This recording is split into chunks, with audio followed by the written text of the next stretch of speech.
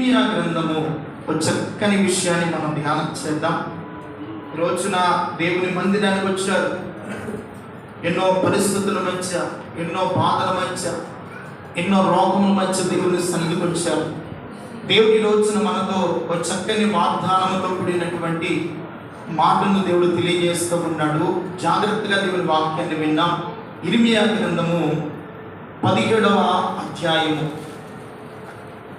ఇర్మియా గ్రంథము 17వ అధ్యాయము. అందరు బైబిల్ తెరచి దేవుని వాక్యాన్ని చూడాలండి. దేవుని వాక్యాన్ని పరిశోధన చేయాలి. 17వ అధ్యాయము మనకు బాగా సుపరిచితమైనటువంటి లేఖన భాగమే. మరొకసారి దేవుడు ఈ వాక్యముల నుండి మనతో మాట్లాడాలని తండ్రి ఆశపడుతున్నాడు. దేవుని స్తోత్రం కలుగునుగాక. 7వ వాక్యాన్ని చదువుకున్నాం. యెహోవాను నమ్ముకొనినవాడు ధన్యుడు, యెహోవా వానికి ఆశ్రయముగా ఉండును. మళ్ళా చదవండి.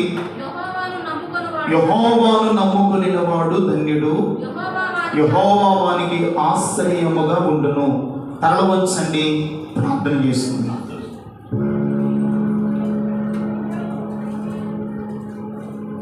ఒక చిన్న ప్రార్థన దేవుని సన్నిధిలో చేద్దాం. అయ్యా, చదివిన వాక్యముల నుండి మీరు మాతో మాట్లాడండి ప్రభువా. నీవు మాట్లాడితే వినాలని మీ సన్నిధికి వచ్చామయ్యా. నీ మాటే మమ్మల్ని బ్రతికింపజేస్తుంది. నీ మాటే మా ప్రాణాలు జీవింపజేసుకుంటున్నాయ్యా. నీ మాటల మీద మేము ఆశ పెట్టుకొని ఉన్నామయ్యా. మా దేవా, మీరు మాతో మాట్లాడండి ప్రభువా.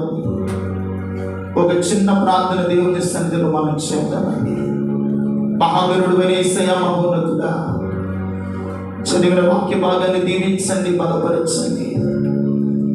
ఈ పూట నీ బిడ్డలు నీ సన్నిధికి వచ్చారు. మీరు మాట్లాడితే వినాలని, నీ బిడ్డలతో ఒక ప్రత్యేకమైన కోణంలో మీరు మాట్లాడండి. నీ మాటలు మా జీవితాలు సరిచేస్తుంది. నీ మాటలు మా ఆత్మీయతను పెంపొందిస్తుంది. నీ మాటలు ప్రాణాత్మ దేహములను బలపరుస్తుందయ్యా. ఈ దినమున నీ మాటలు వినబోతుండగా నీ బిడ్డల జీవితాలు వెలుగరిన చెవిని గ్రహించే హృదయం, వాక్యానుసారమైన తీర్మానాన్ని మనం మాకు దయచేయండి. మా ముందు మీ శరీరము, నీ రక్తముందునైనా తగిన క్లుప్తమైన సందేశము, ఒక దీవెనకరమైనటువంటి మాటలు మాకు అనుగ్రహించండి. మా జీవితాలను ఈ మాటలు ప్రభావితం చేయట్లుగా మీ ఆత్మ నడిపింపుతో మమ్మల్ని ఎప్పమని, నిలబడిన మీ సావుకుని మరుగు చేసి మీరే మాకు ముచ్చటించి బలపరచమని యేసు నామమున ప్రార్థన చేస్తున్నాను తండ్రి. ఆమేన్. హల్లెలూయా. దేవుని వాక్యాన్ని విన్నామండి. దేవుని వాక్యాన్ని విన్నాం.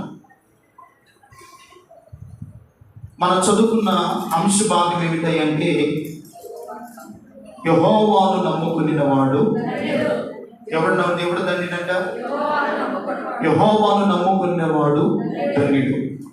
ఎందుకయ్యా యెహోవాను నమ్ముకున్నవాడే ధన్యుడని వాక్యం సెలవిస్తుంది? నమ్మని వాడు ధన్యుడు కాదంటే, నమ్మని వాడు ధన్యుడు కానే కాదు.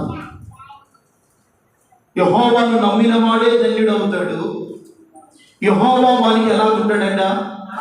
ఆశ్రయముగా ఉంటాడు.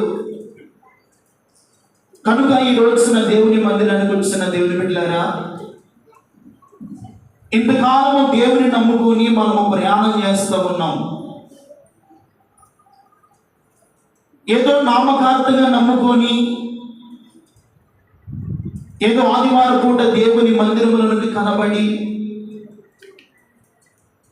ఈ రోజుకి మన భక్తి సరిపోతుందని అనుకుంటే దినాలు కాదు. యెహోవా నీకు నిత్యముగా ఆశ్రయముగాను ఆధారముగా దేవుడు నీకు నీ కుటుంబానికి ఉండాలి అంటే, యెహోవాను నమ్ముకొనిన వాడు ధన్యుడు. యెహోవా వానికి ఎలా ఉంటాడంట?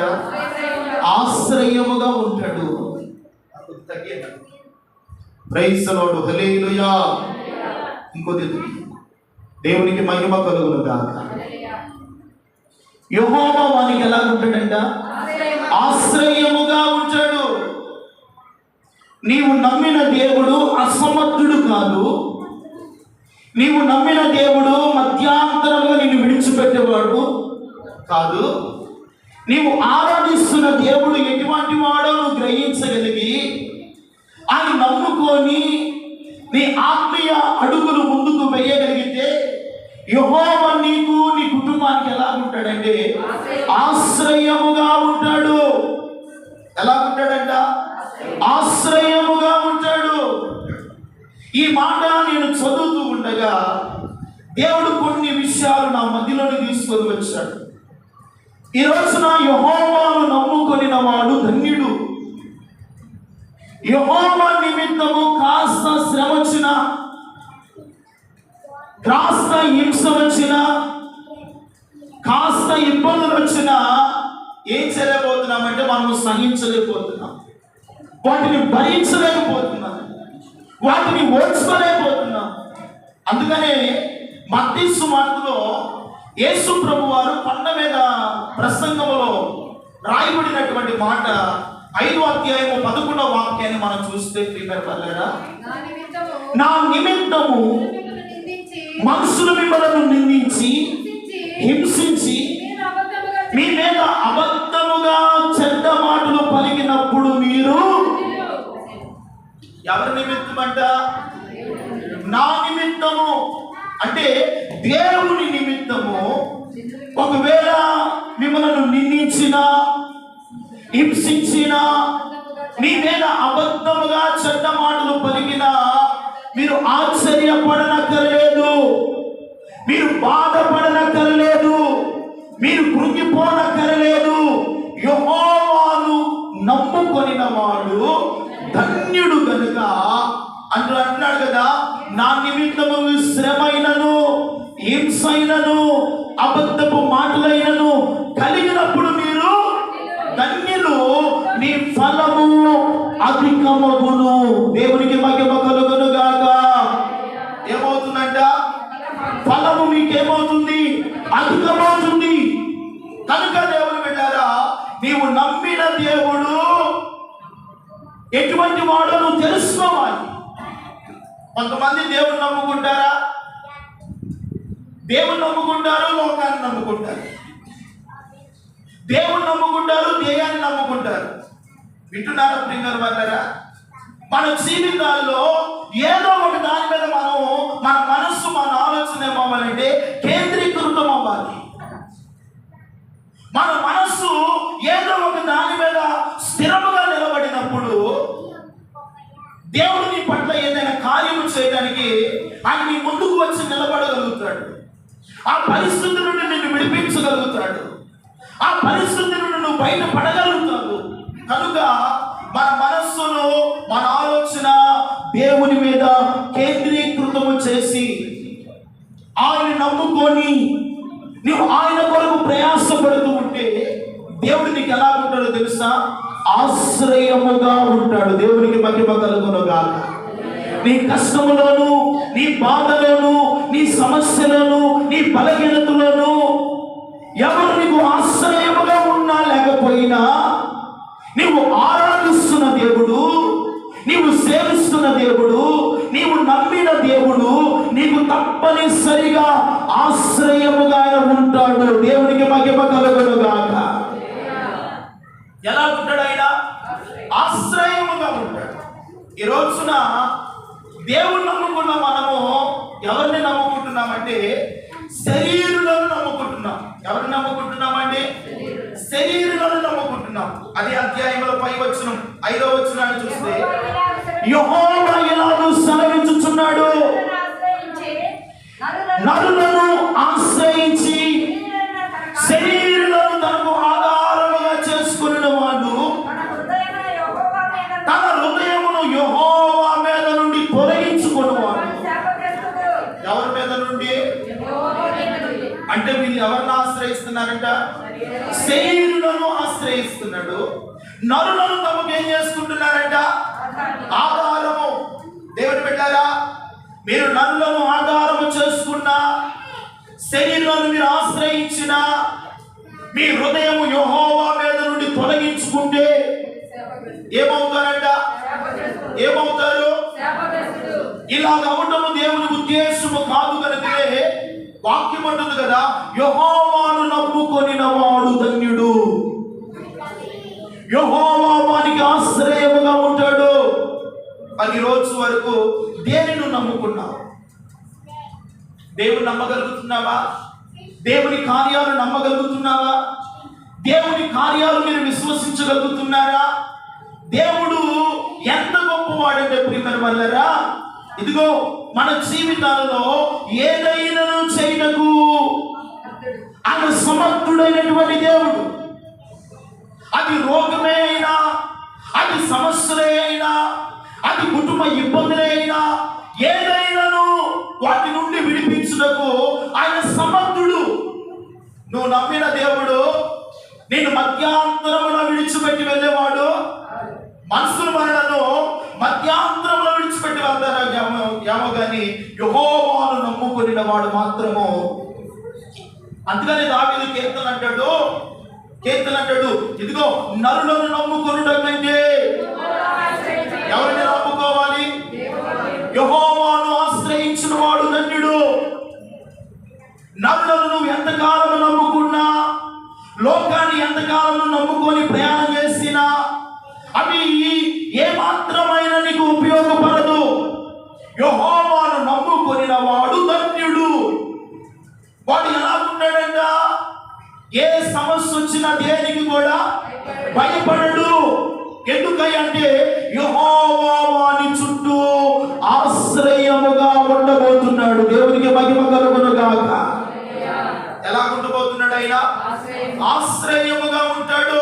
ఒకవేళ శరీరాలను ఆధారం చేసుకొని నరులను ఆశ్రయిస్తే యెహోవానికి ఆధారముగా ఉంటాడా? ఉండడు. యెహోవానికి ఏమైపోతాడంటే దూరం అయిపోతాడు. అంత మాత్రమే కాదు, ఆయన మేల నుండి మన హృదయాన్ని తొలగించుకుంటే ఎందుకు పనికిరాని శాపగ్రస్తులుగా మిగిలిపోతాము. ఇలా మిగిలిపోవటము దేవుని ఉద్దేశము కానే కాదు. మన జీవితాల్లో యెహోవాను నమ్ముకొనిన వాడు ధన్యుడు. నమ్ముకొనిన వాడు దేవుని మీదే నమ్మకం ఉంచాలి, దేవుని మీదనే ఆధారపడాలి, దేవుని మీదనే సామైనా బ్రతుకైనా దేవుడే శరణం అనుకున్న వారికి నిశ్చయముగా వారికి దేవుడు ఆశ్రయముగా కష్టకాలములో కూడా ఉంటాడు. దేవునికి మహిమ కలుగును గాక. చావైనాను బ్రతుకైనను యెహోవాని నమ్ముకున్న వానికి కష్టకాలమందు కూడా, శ్రమ కాలమందు కూడా, రోగ కాలమందు కూడా దేవుడు వారికి ఎలా ఉంటాడంటే ఆశ్రయముగా ఉంటాడు. ఎలా ఉంటాడంట? ఆశ్రయముగా ఉంటాడు.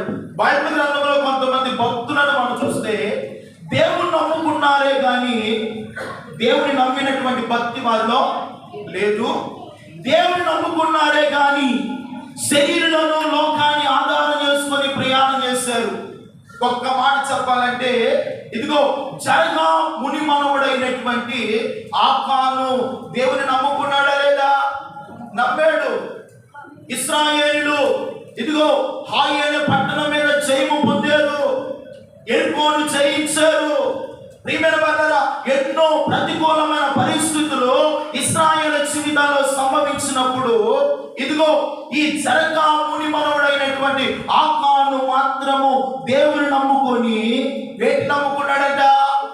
శరీరాలను ఆధారం చేసుకొని ఇదిగో సీనారు పై వస్త్రమును బంగారపు కమ్మిని ఆశించి వాటిని నమ్ముకొని వాటిని దాచిపెట్టడం వలన ఆకాను శపింపబడిన వాడుగా మిగిలిపోయాడు.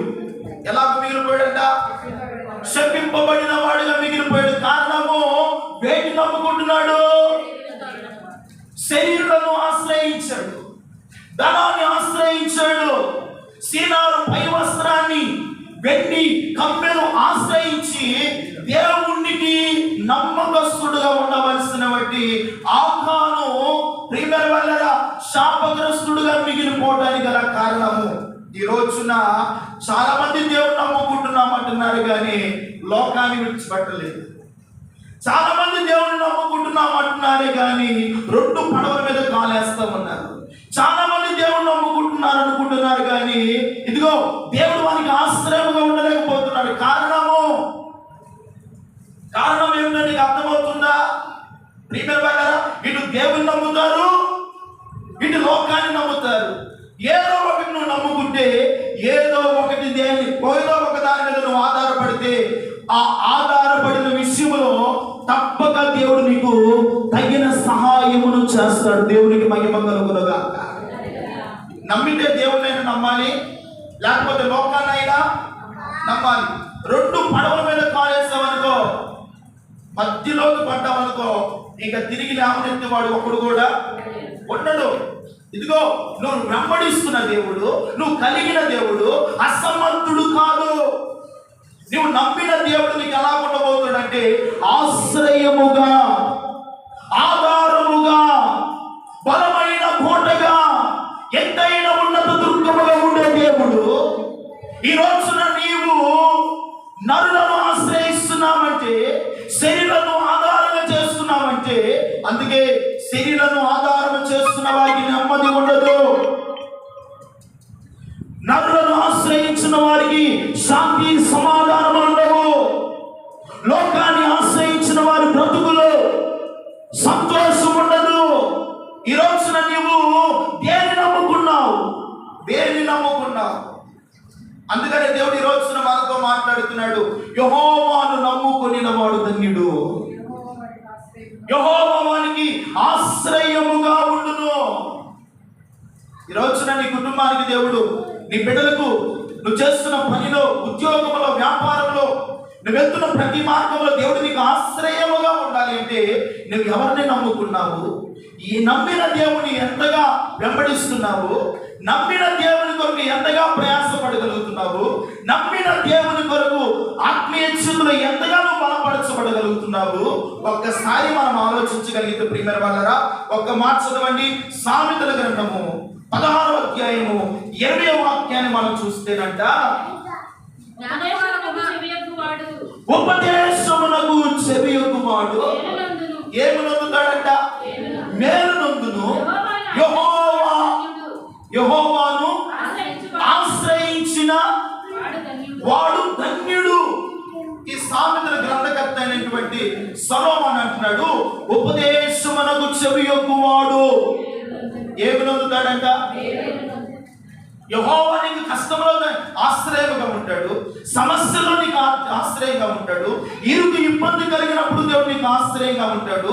అయితే నువ్వేం చేయాలంటే, విన్న వాక్యాలను నమ్మి, విన్న వాక్య ప్రకారం నువ్వు జీవించినట్లయితే, ఇదిగో నీ జీవితంలో దేవుడు ఏం చేయబోతున్నాడంటే, మేలు ఉపదేశమునకు చెవియొగ్గువాడు ఏం నొందుతాడంట?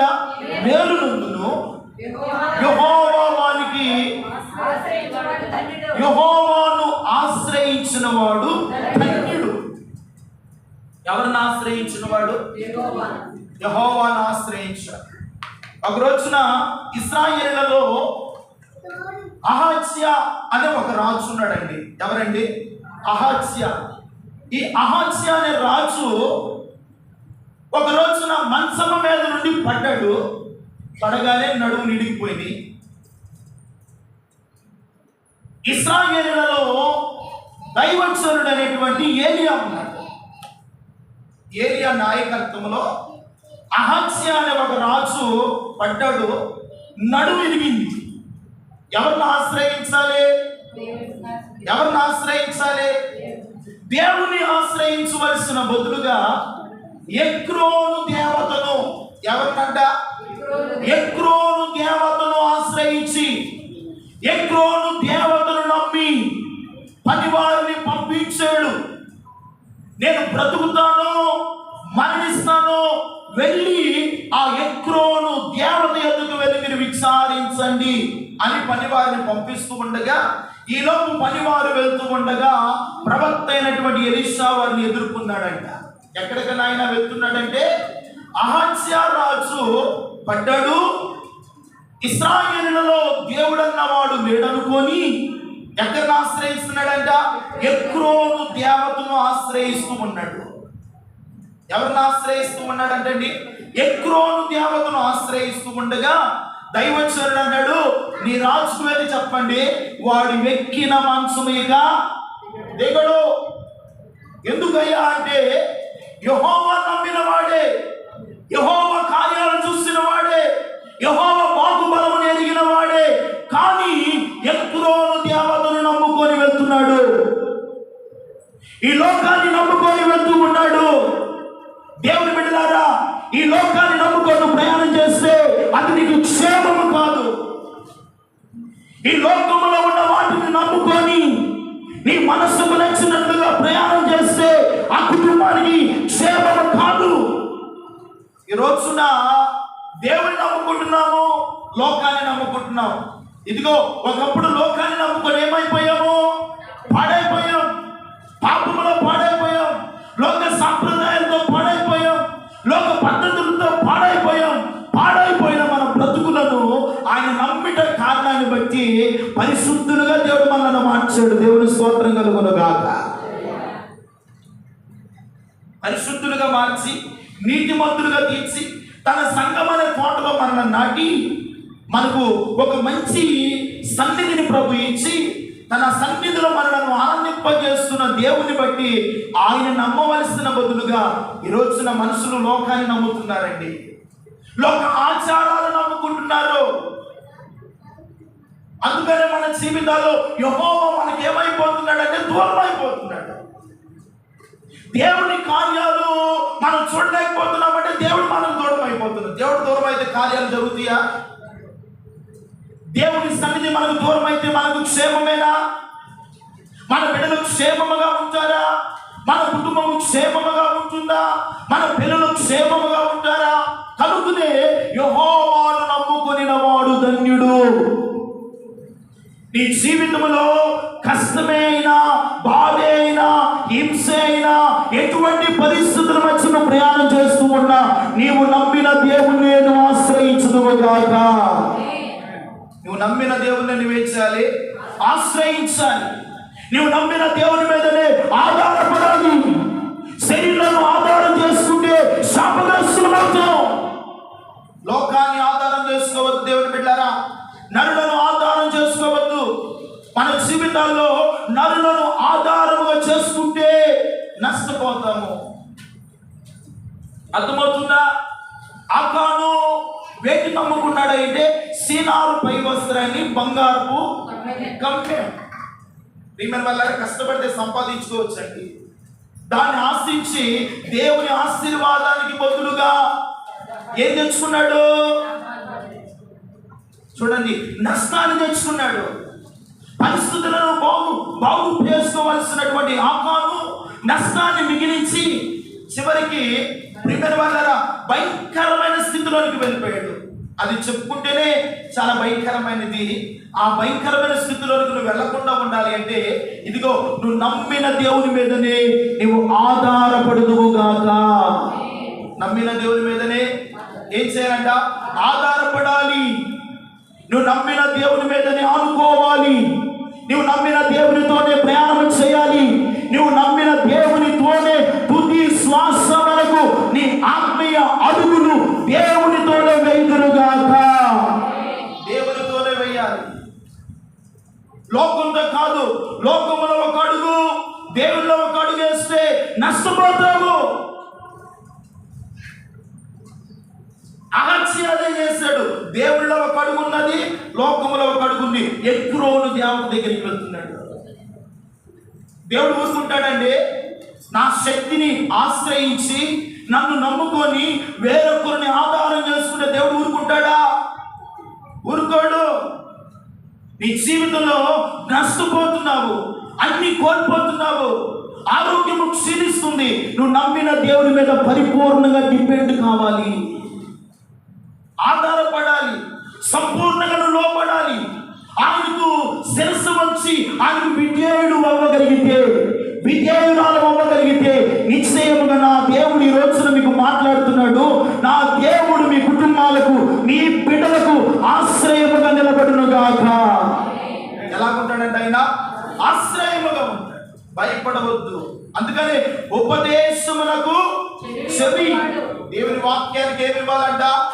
చెవి యొగ్గి ఉన్నవాడు మేలు పొందుకుంటాడు, యెహోవా వానికి ఆశ్రయముగా ఉంటాడు, వాడు ధన్యుడు. ఎవడంట వాడు? ధన్యుడు.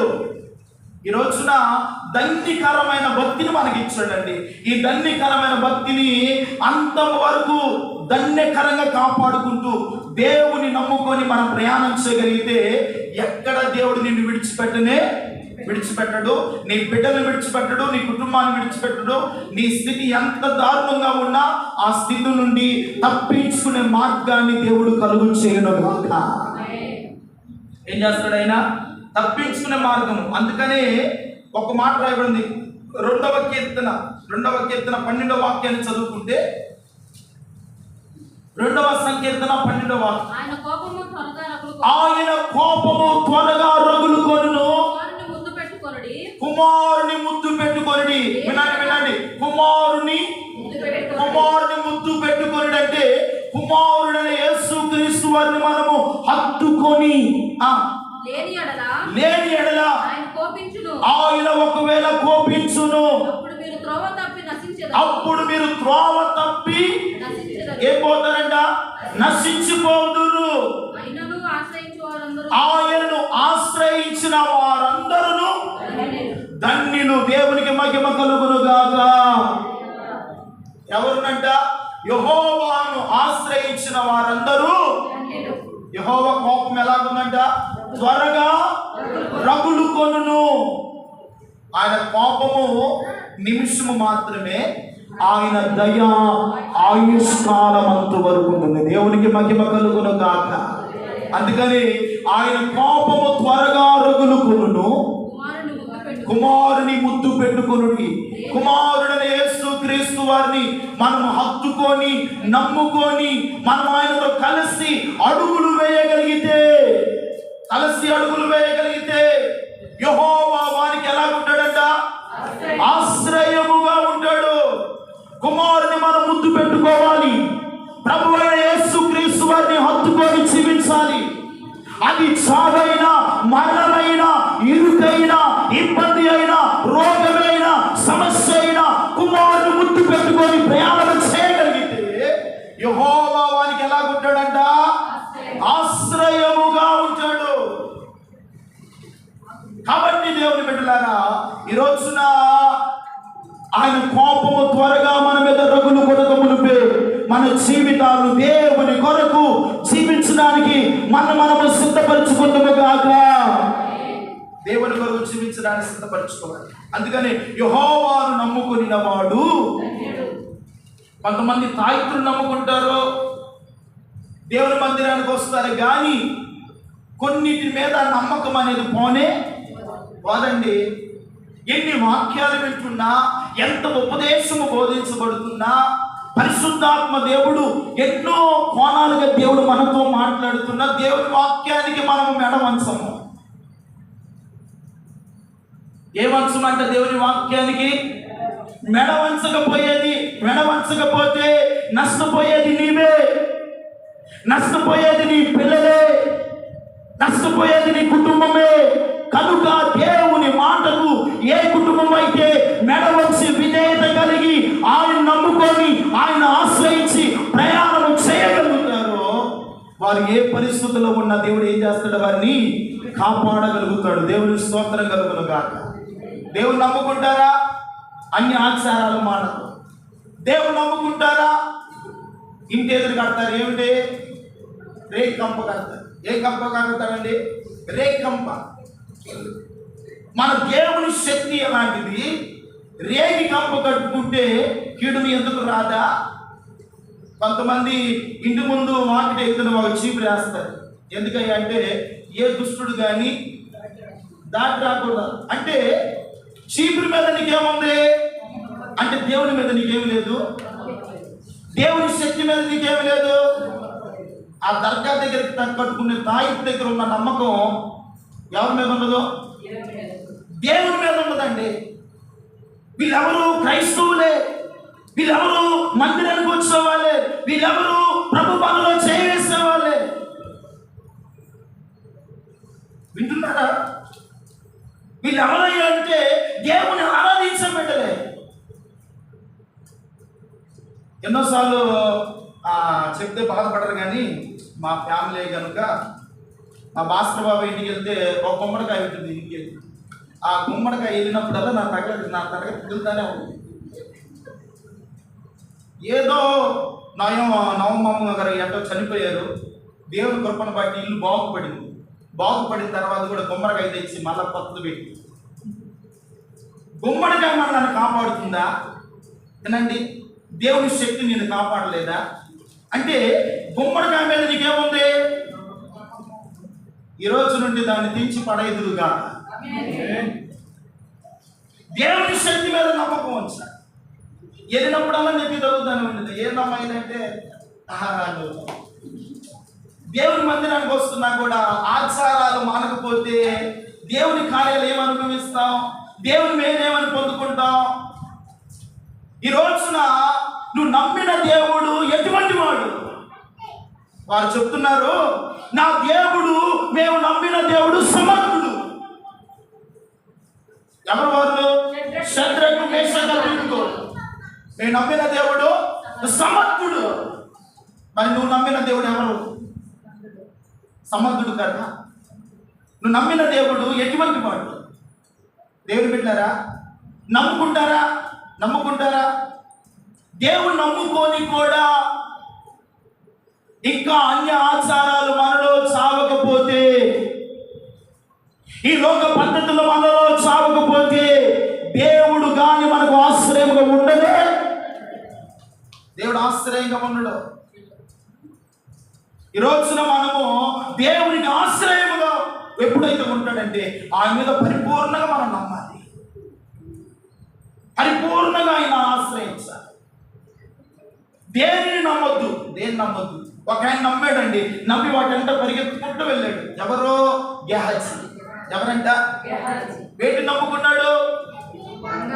సిరియా దేశపు సైన్యాధిపతి నయమాన్ వచ్చి రోగాన్ని బాగు చేసుకొని సంతోషంగా వెళ్తుంటే దైవచనుడి కోసం తీసుకొని వచ్చిన బంగారము, వెండి, దుస్తులు చూసి దైవచనుడు అన్నాడు, ఇవేమి నాకు అక్కరలేదు, వచ్చినట్లుగా తిరిగి నువ్వు వెళ్ళబో అని చెప్పగానే, ఇదిగో దేవునితో ఉన్నవాడు, సేవకునితో ఉన్నవాడు, సేవకుని మనసు ఎరిగిన వాడు వేటి మీదకి వెళ్ళిన నమ్మకము ఈ లోకంలో వెండి బంగారాల మీదకి వెళ్ళిపోతున్న ఈ నమ్మకాలు, ఈ లోకంలో ధనము మీద ఉన్నటువంటి నమ్మకము దేవుని మీద ఉండలేదండి.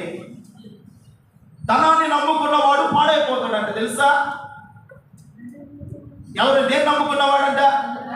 స్త్రీని గాని ధనాన్ని నమ్మిన వాడు పాడైపోతాడు. నువ్వు నమ్ముకోవాల్సింది దేవుణ్ణి. అందుకనే ఇదిగో గెహజీ వాటిని నమ్ముకొని వెళ్ళాడు కనుకనే నయమాను పోగొట్టుకున్న కుష్టి వ్యాధి అంతా కూడా తనకి కాకుండా తన ఇంటి వారందరితో కూడా. మా నాన్న ఒక ఆయన ఉన్నాడు, ఎవరైనా ఇస్రాయేలు నాణ్యాలు నమ్ముకున్నాడు. ఏమి నమ్ముకున్నాడు? నాణ్యములను నమ్ముకున్నాడు. దేవునితోనే ఉన్నాడు, దేవుని కార్యాలు చూస్తున్నాడు. ఆయన బలలో, ఆయన శరీరంలో కూడా ఏమి ఇస్తాడంట? చేయి వేసిన వాడే. వాటిని నమ్ముకొని తాను నమ్మిన దేవుడు ఎటువంటి వాడు అన్న సంగతి ఏమైపోయాడు? మర్చిపోయాడండి.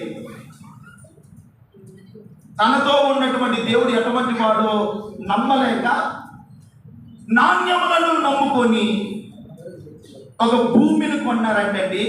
ఆ భూమికి రక్త భూమి అని పేరు పెట్టాడు.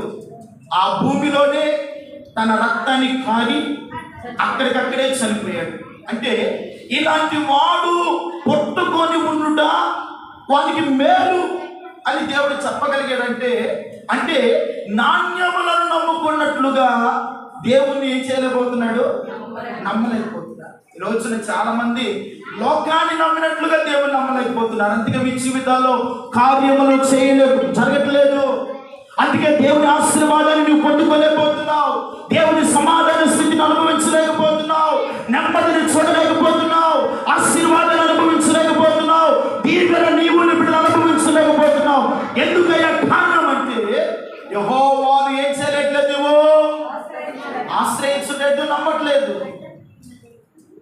ఇంకా దేవుని ఏం చేస్తున్నామంటే ఆయన నిలబెడుతూ ఉన్నాం. ఏం చేస్తున్నామంటే ప్రభువుని నిలబెడుతున్నామంటే. యెషయా గ్రంథం ఒక మాట చెప్పి నా వాక్యాన్ని ముగిస్తాను. 30:18 వాక్యాన్ని మనం చూస్తే, కావున చూడండి మీ యందు దయ చూపవలెనని యెహోవా ఆలస్యము చేయుచున్నాడు, మిమ్మలను కరుణింపవలెనని. ఎలా ఉన్నాడంట? నిలువబడి ఉన్నాడు. చూడండి చాలండి. ఎందుకంటే ఆయన నిలబడి ఉన్నాడు? మనలను కరుణించాలని, మన కుటుంబం మీద దయ చూపాలని, మన బిడ్డల మీద దయ చూపాలని, మన ఇంటి వారి మీద దయ చూపాలని యెహోవా ఆలస్యము చేస్తూ నిలబడి ఉన్నాడు.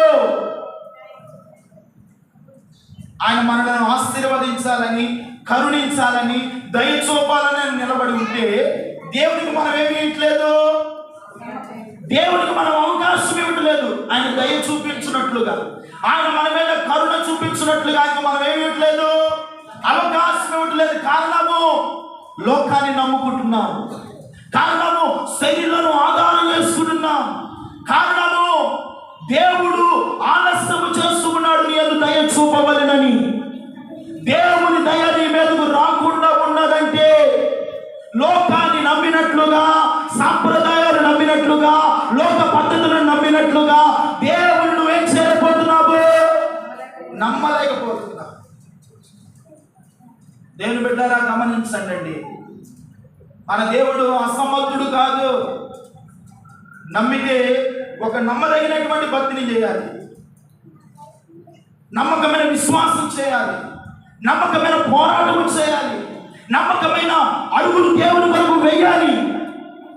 దేవుడు తప్పక కుటుంబాలకు ఎలా ఉంటాడంటే ఖచ్చితంగా దేవుడు ఆశ్చర్యంగా ఉంటాడు. ఈ రోజున ప్రభువుని నిలబెడుతున్నాము కానీ ప్రభుని మన ఇంటిలోనికి ఎంత కానీ ప్రభుని నిలబెడతామన్న పాట ఒకటి ఉందండి. ప్రియమైన వాళ్ళరా, ఆయన్ని నిలబెట్టి ఏం చేస్తున్నామంట? ఏడిపిస్తూ ఉన్నాము. ఏం చేయమాట ఆ పాటలోనండి, ఎందాక ఆయన నిలబెట్టి మనం ఏడిపిస్తాము, ఎందాక దేవుని కార్యాలు చూస్తూ ఇంకా ఆయన ఆశ్రయించుకున్నా ఉంటాము. దేవుడు ఆలస్యం చేస్తున్నాడు, తన రాకడ ఆలస్యం చేస్తున్నాడు. ఇంకానైనా నువ్వు నా ప్రజలు మారుతలేమో, ఇంకనైనా నువ్వు జీవితాన్ని మార్చుకుంటలేమో, ఇంకనైనా నువ్వు స్వభావం మార్చబడుతుందేమో, ఇంకనైనా నా కొరకు జీవిస్తారేమో, ఇంకనైనా నా కొరకు బ్రతుకుతారేమో అని దేవుడు దినదినం ఏం చూపాలనుకుంటున్నాడు? దయ చూపాలని, కరుణ చూపాలని ఆయన వస్తూ ఉంటే ఆయన నిలబెట్టి నీ పనులు చేసుకుంటున్నావు. ఆయన నిలబెడితే ఆయన నీ కోసం నిలబడ్డు, నీవే దేవుడి కోసం ఏం చేయాలి? నిలబడాలి. ఆయన ఏ సమయంలో వస్తాడో, ఏ గడియలో వస్తాడో, ఏ నిమిషంలో వస్తాడో తెలియదు కనుక నీకు నీవే నడుము కట్టుకొని విశ్వాసాన్ని కాపాడుకుంటూ దేవుని కొరకు కనిపెట్టి ప్రార్థన చేస్తుంటుంటే నీ మీద నా దేవుని దయ కరుణ నిలుచుగాక. ఆయన కొరకు కనిపెట్టుకుని ఉంటే ఆయన ఏ సమయంలో వస్తాడో మనకు, ఆయన ఏ గడిలో వస్తాడో మనకు తెలియదు కనుక ఆయన ఎలాగో దొంగ వలె వస్తాడో, ఎలాగో వస్తాడో, ఏ సమయంలో వస్తాడో తెలియదు కనుక ఆయన ఆలస్యం చేస్తున్నాడు. ఎందుకంటే నీ మీద దయ చూపాలని, నీ బిడ్డల మీద దయ చూపాలని, నిన్ను ఆశ్రయించాలని, నిన్ను ఆశీర్వదించాలని, నీ బిడ్డలను దీవించాలని, ఒక ఫలభరితమైన వ్యక్తులుగా మిమ్మల్ని మార్చాలని దేవుడు దయ చూపాలని ఆయన ప్రతిదినము వస్తున్నా కూడా దేవుని బిడ్డలారా ఇంకా ప్రభుని ఎందాకని మనము నిలబెట్టి ఆయన ఏర్పిస్తున్నామండి. ఇది న్యాయమే అంటారా? ఇది తగిన భక్తియే అంటారా? ఆయన నమ్మినట్లుగా తగిన రుజువు చేస్తున్నామా? ఈ రోజున దేవుని వాక్యము ద్వారా దేవుడు మనతో మాట్లాడుతుండగా మన జీవితాలు సరి చేసుకునంట, దేవుని కొరకు మనం ప్రయాణం చేస్తానంట, యెహోవాను నమ్ముకునే వాడు ఎలా ఉంటాడంట? ధన్యుడు. ఒక 3 వచనాలు చెప్పి నేను ముగిస్తానండి. సామెతల గ్రంథం 16వ అధ్యాయంలోనే ఒక చక్కని మాట రాయబడింది. యెహోవాను నమ్ముకున్న వాడికి దేవుడు ఎలాగూ ఉంటాడో ఒక్క మాట చెప్పి నేను ముగిస్తాను. చూడండి, 16వ అధ్యాయము 3వ వాక్యాన్ని 2వ వచనాన్ని మనం చూస్తే, ఒకరి నడతలన్నీ వారి దృష్టికి నిర్దోషముగా కనబడదు. యెహోవా ఆత్మను దేని పరిశోధిస్తాడంట? ఒకరి నడత ఎలా ఉంటుంది? నేను వెళ్తున్న మార్గం నాకు కరెక్ట్గానే ఉంది, నేను చేస్తున్న ఆలోచన నాకు బాగానే ఉంది, నేను వెళ్తున్న ప్రయాణం నాకు బాగానే ఉంది. ఒకరి నడత వాని దృష్టికి నిర్దోషముగా. నిజమేనండి, మన జీవితాల్లో మనం ఏదైనా ఆలోచించి దాని ప్రకారం నడుస్తూ ఉంటే నీకు నీవు అనుకుంటావు, నేను ఆలోచన చాలా కరెక్ట్గానే ఉంది, నేను వెళ్తున్న మార్గము నాకు సరి అయినది అనుకుంటావు. ఆ మార్గము ఆలోచన దేవునికి ఎటువంటిది? సరి అయినది కాకపోవచ్చును. అందుకని యెహోవా ఆత్మను పరిశోధించువాడు, ఆయన ఆత్మను ఏం చేయవాడంట? పరిశోధించువాడని ఎరిగి, ఒకరి నడతలని యెహోవా కనిపెడతాడని ఎరిగి, ఆయన నమ్మిన నీవు ఆయన దృష్టిలో నీ నడతలు నిర్దోషమైనవా, యథార్థమైనయా, పరిశుద్ధమైనయా, పవిత్రమైనయా కాదా అని ఎరిగి నీ జీవితాన్ని మార్చుకొని యెహోవాను ఆశ్రయించగలిగితే, ఆత్మను పరిశోధించువాడు. ఈ రోజున మీ ఆత్మను, మీ మనస్సాక్షిని పరిశోధిస్తున్న దేవుడు ఈ వాక్యము చేత నిన్ను ప్రభావితము చేయునుగా.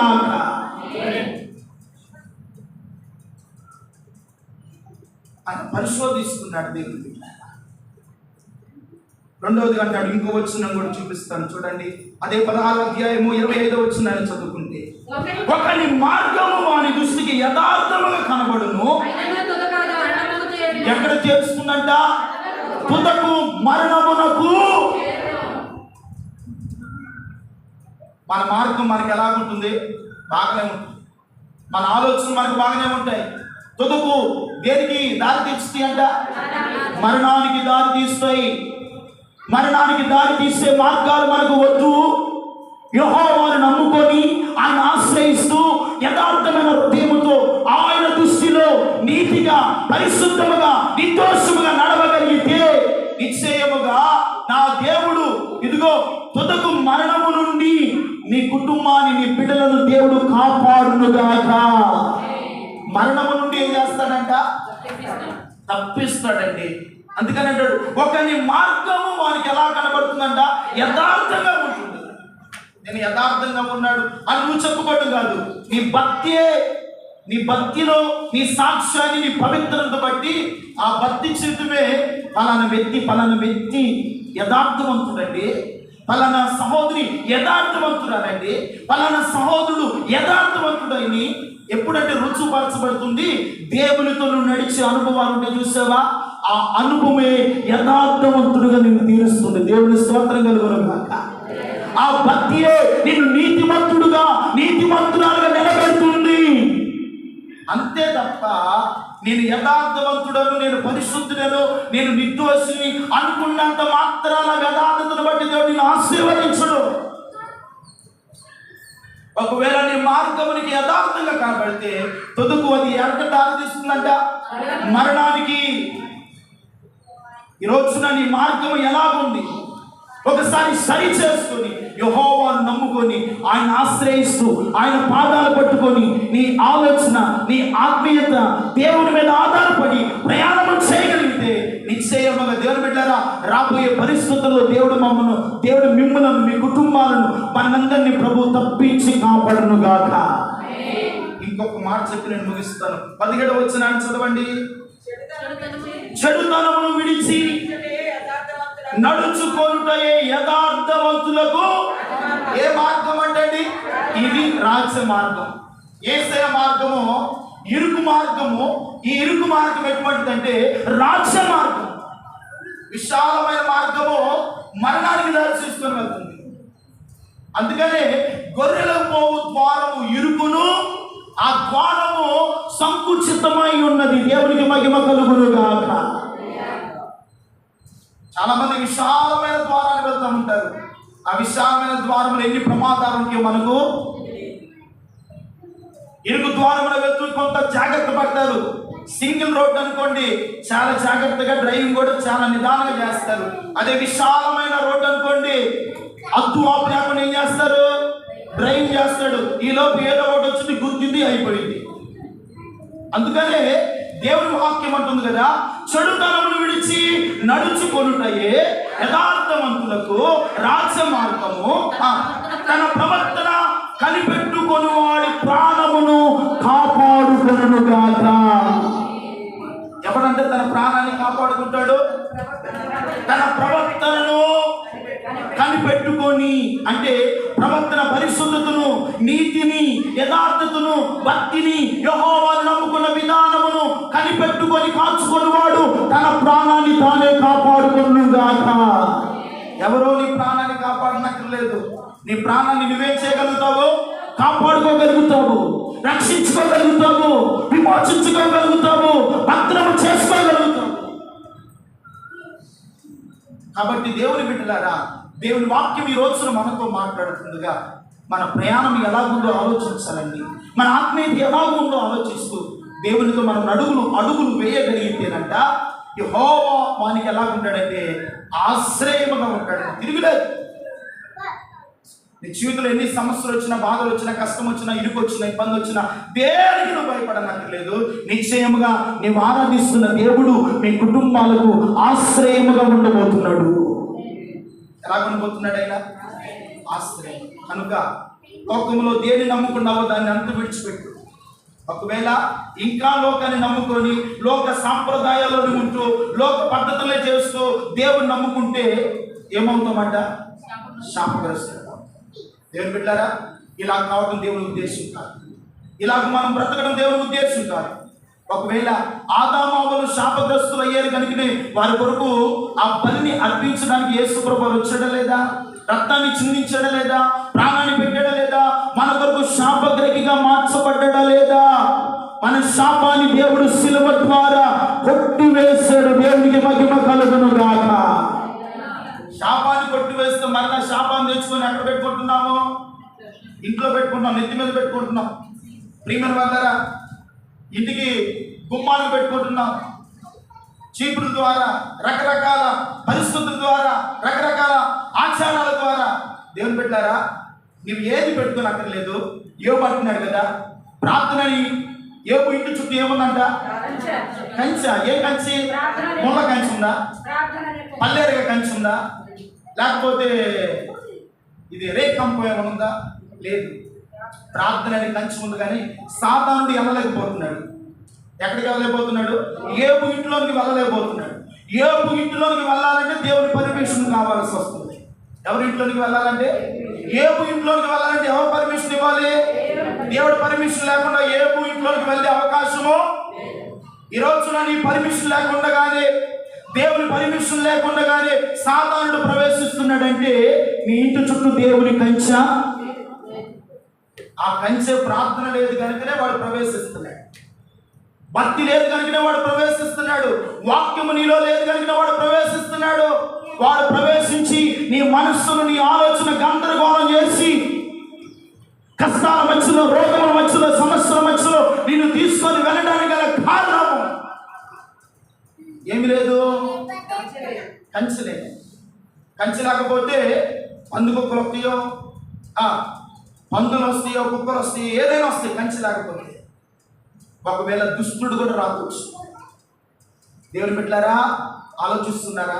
మన జీవితాల్లో ఈ రోజున నీ దేవుడు నమ్ముకొని నీవు ఎలాంటి వాడో ఆలోచిస్తూ ఆయన కొరకు మీరు ఆత్మీయ అడుగులు వేయగలిగితే నిశ్చయముగా మీకు ఎలా ఉంటాడంటే ఆశ్రయముగా ఉంటాడండి, ఆధారముగా ఉంటాడండి, తోడుగా ఉంటాడండి. భయపడనక్కర్లేదండి. దేవుని బిడ్డలారా, నీ జీవితంలో నువ్వు తెలుసు నువ్వేం చేస్తున్నావో, ఎలాగూ నమ్ముకున్నావో, ఎలాగూ మనుషులను ఆదరిస్తున్నావో, ఎలాగూ నరులను ఆశ్రయిస్తున్నావో నీకు తెలుసు. అయ్యా, నా జీవితంలో నేను నమ్ముకున్నాను కానీ ఇంకా లోకాన్ని నమ్ముకున్నానయ్యా, లోక సంప్రదాయాలు నమ్ముకున్నానయ్యా, లోక ఆచారాలు నమ్ముకున్నానయ్యా. అందుకే నా జీవితంలో రోగము, సమస్యలు, బాధలు, కన్నీళ్ళు, వేదన, దుఃఖము, అయ్యా వీటి నుండి నన్ను విడిపించి ప్రభువా, నువ్వు నాకు ఆశ్రయముగా ఉండయ్యా, నాకు ఆధారముగా ఉండయ్యా అని మీరు ప్రార్థన చేసి దేవుని సన్నిధిలో మొరపెట్టి ఆయన వైపు మీరు చూడగలిగితే ఈ పునరుద్ధాన పండుగ దినమైన దేవుడు మీతో మాట్లాడుతున్నాడు. నిశ్చయముగా యెహోవాను నమ్ముకున్న వాడికి యెహోవా ఆశ్రయముగా ఉండి ఎట్టి శ్రమలోనైనా వారిని దేవుడు కాపాడునుగాక, వారిని తప్పించునుగాక, వారిని విడిపించునుగాక. మీ కుటుంబాలకు దేవుని సన్నిధి నిత్యము సదాకాలము తోడయుండునుగాక. భయపడవద్దు, దిగులు చెందవద్దు. ప్రభు సన్నిధిలో ప్రార్థన చేయి, విశ్వాసంతో దేవుని కృపను ఆశ్రయించు. ఆ శాపాన్ని నుండి విడిపించడానికే కదా యేసయ్య మన కొరకు ప్రాణం పెట్టాడంటే. మనలను ఆయన ఎంతగా నమ్మాడంటే, నా బిడ్డలు నేను ప్రాణం పెడుతున్నా, నన్ను నెమ్మడిస్తారు, నన్ను నమ్ముతారు అని ప్రాణం పెట్టాడు. మరి ప్రాణం పెట్టిన దేవుని కొరకు మనం నమ్మకంగా ఉండకపోతే దేవుని రాజ్యానికి వెళ్తామా? పరలోక పట్టణాన్ని సంపాదించుకుంటామా? మహిమగలిగిన రాజ్యంలో సింహాసనం ఎదుట నిలబడగలుగుతున్నామా? ఇలా చెప్పినట్లుగా ఇదిగో మంచివారేమి చెడ్డవారేమి వారు చేసిన ప్రతి క్రియలను బట్టి సింహాసనం ఎదుట న్యాయము తీర్చే ఒక సమయం రాబోతుంది. ఆ సింహాసనం ఎదుట నిలబడినప్పుడు నీ గురించి నా గురించి మనందరి గురించి ప్రభువు చెప్పాలి, మీరు నన్ను నమ్ముకున్నారు, నన్ను ఆశ్రయించారు, ఎక్కడ కుడి ఎడమలకు తొలగిపోకుండా నా కొరకే బ్రతికేరని సాక్ష్యము నా దేవుని నుండి పలకబడునుగాక. అట్టి సాక్ష్యాన్ని మనం సంపాదిస్తూ దేవుని కొరకు ప్రయాసపడుతూ ఆత్మీయ అడుగులు ముందుకు వేద్దాం. అట్టి కృప పరిశుద్ధాత్మ దేవుడు మనందరికి దయచేయునుగాక. కలవంచండి ప్రార్థన.